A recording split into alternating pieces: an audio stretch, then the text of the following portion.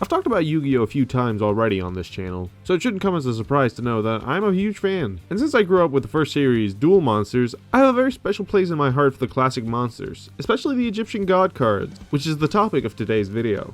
Slifer the Sky Dragon, or the God Dragon of Osiris if you're based, is the first god card we see in the series, and also my favorite. I love everything about this little noodle guy. His design, the red card, his effect. Overall, Slifer is the best Egyptian god in my opinion. And that's why, when Mega House announced that they were starting a new line of Yu-Gi-Oh! Figures called MegaToon, I caught that almost immediately. You all might not know this, but one of my favorite Yu-Gi-Oh! Archetypes is the Toon archetype. So my favorite Egyptian god crossed with my favorite archetype, it was a no-brainer to buy. I already talked about Mega House in my previous review, but to sum it up, if you're an avid collector, you've definitely heard of Mega House before. Owned by Bandai Namco, they cover a variety of figure lines, all of decent to fantastic quality. But no more yapping, it's time to open this sucker.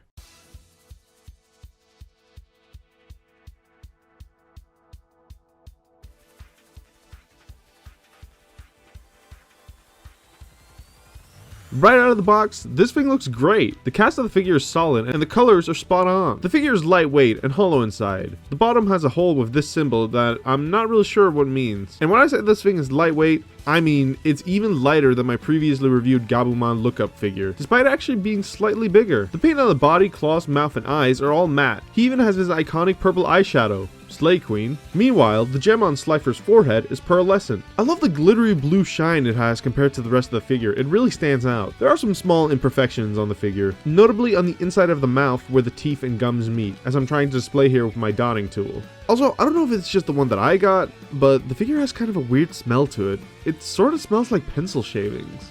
The box is nothing special, really. A very colorful and toony style, very much an attempt at an 80s aesthetic, I'd say. The only notable thing is that the back shows off the Dork Magician MegaToon as well. Gotta make sure to make those sales, baby. So that's my thoughts on the MegaToon Slifer figure. Overall, I really like it.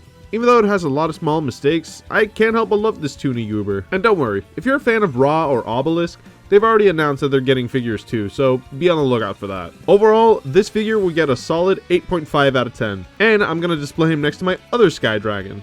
I'm sure they'll be good friends. Anyway, I hope you enjoyed the review. Sorry it's a bit shorter than my usual, and I'm sorry that the next video is taking much longer than expected.